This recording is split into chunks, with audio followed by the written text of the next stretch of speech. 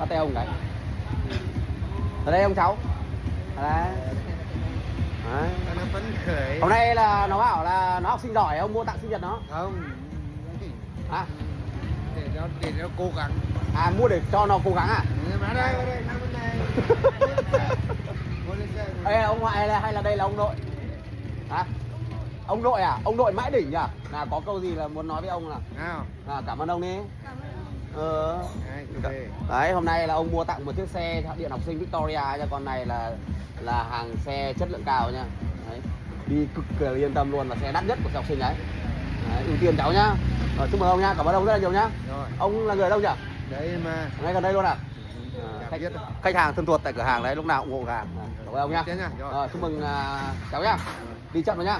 Nhớ chưa? Xe này là chỉ được đi một mình thôi, không được like bạn gái nhá. À, ông có được like bạn gái không? Lớn mới được. À, lớn mới được à?